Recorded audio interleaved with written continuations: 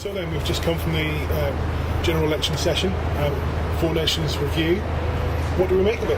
What are our first thoughts?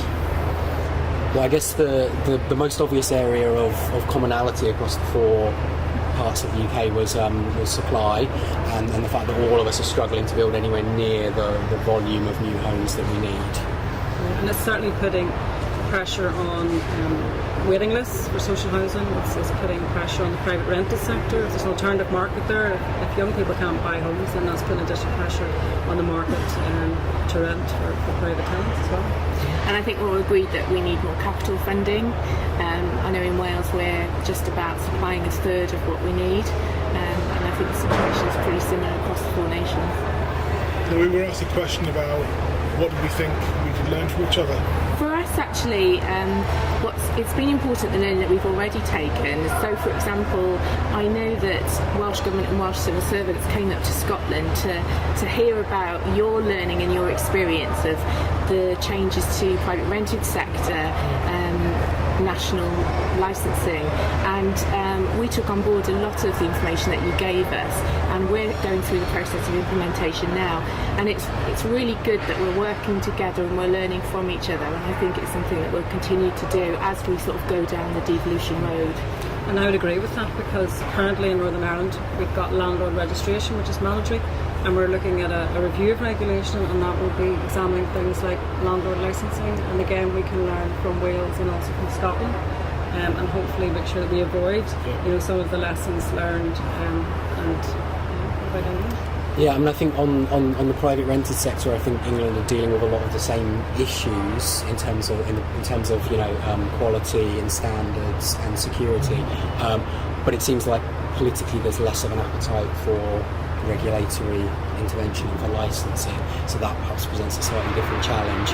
I think when we answered that question originally, I think we talked a bit about homelessness as an area where policy in England has again diverged quite dramatically compared to certainly Wales or Scotland. A lot of eyes on Wales at the moment with the new mandatory prevention that's going to be coming into place in the next few months. So. And what I thought was really interesting was that Scotland had banned right to buy. That wasn't something that I knew, and it is something that I would like to think that our politicians will look at locally. We surveyed CIH members in Northern Ireland, and about half of those are saying, we think it's time that we need to look at the right to buy policy. It's actually called the house sales scheme. Right. There's not enough people buying at the minute, and maybe it's time to reflect. A lot of people actually bought their homes, housing executive homes for example, and then subsequently got them repossessed. These were secure tenants, so it really is time to start thinking about opening up a debate around that in Northern Ireland. It's a flawed policy. I know White Paper in Wales has just come out looking at the end of right to buy, so we're interested in what the process was for Scotland. And I guess, again, this is another area where policy in England has diverged quite dramatically, and we've had reinvigoration of the right to buy under this government. I think, to be honest, in England there probably isn't, again, a political appetite to think about abolition, but one of the things that CIH is really concerned about is the fact that we're still seeing a net loss of social stock as a result of the right to buy. Even though there's a kind of in principle government commitment to replacing homes lost, what we're finding in practice is that just isn't materialising at the moment. The other one of the key questions we were asked again, going back to the housing supply issues, to what extent the private rented sector is going to be able to deliver on that. We're looking at a situation where we're not going to get much more housing grant for social housing. So, I mean, we've already alluded to some of it. Are there any other comments you want to make on that issue? Oh, I think we're starting to see the beginnings of kind of institutional investment in the private rented sector in England. It's something that's been on the agenda for a very long time, but it's never really got off the ground. We've had Build to Rent introduced, which is a kind of government loan guarantee scheme to encourage institutional investment in new build for the private rented sector, and we're quite supportive of that, but it's still quite early days. And in Northern Ireland, the private rented sector is really a cottage industry. A lot of landlords have one or two properties and are actually having them managed by letting agents, and that needs to be looked at as well in terms of regulation of letting agents. A lot of private landlords would like, for example, to hand the properties over to housing associations to manage, so it'd be good to have some consideration and debate around that. We're certainly seeing an increase in social lettings in Wales. PRS is just about at the same level of social housing at the moment in Wales, and it's certainly going to be part of the supply solution for us. We're seeing more in terms of social lettings agencies being set up by local authorities and housing associations and things as well. It's an interesting development. We obviously have a social enterprise agency in Scotland called Homes for Good, that's doing that sort of stuff and operating on a social enterprise basis, but also in terms of the potential for growth for as new businesses for housing associations to break into the vision of not just intermediate rent, which they've been doing for a while, but also doing setting up their own subsidiaries to actually manage and deliver high quality private rental sector. So there's an interesting sway that changes going through the sector just now. It's interesting to pick up the. Well, they're experts in social management, in housing management, so why wouldn't they get involved in that? They can offer a great service and a great deal to landlords, and certainly give the other agencies a run for their money. And the other thing is they're investing for the long term and at scale in a way that your average existing private sector landlord isn't. So they're able to offer things like longer tenancies and things like that in some circumstances where it's difficult for an individual to do that. The other issue we picked up there was obviously there's been the devolutionary sort of settlement and just constantly changing, or what have you, with regards to the Smith Commission and how that's going to impact on the rest of the UK is a key point. And obviously it's started some fires burning in Wales already. Whether it'll do anything in Northern Ireland is the way to be seen.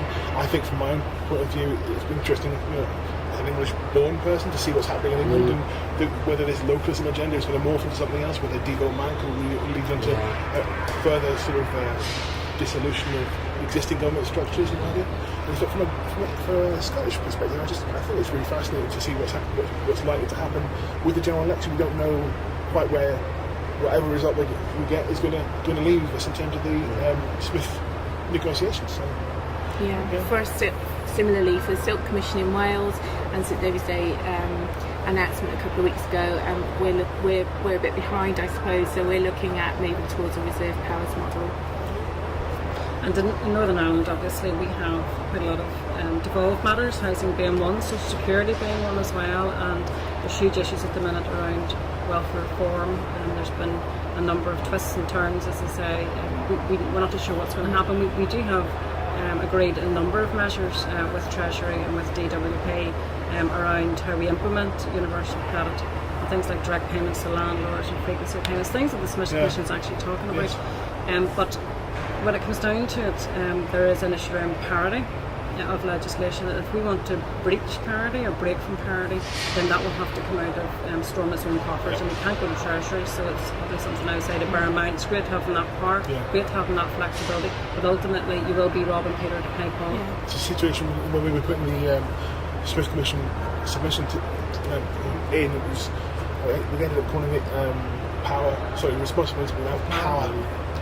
So you have the responsibility to deliver the welfare system, but we're facing that opportunity cost that nobody wants to face. And so that's a key one for us. Do we really want those powers if it's going to mean that we're going to have to cut away at the housing grant budget or whatever? Not really. But that's politics.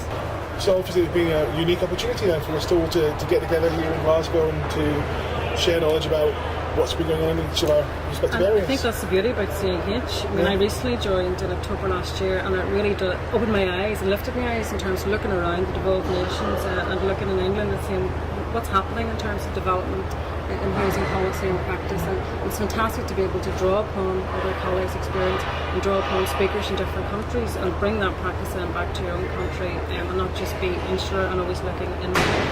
I agree. It's not just the policy, and there's so much going on in policy and legislation that it's really handy that we can all catch up and meet, but we're taking it back, the practice as well, the good practice that we learn on the ground that we take back to our nations and our countries and our regions. That's really important as well.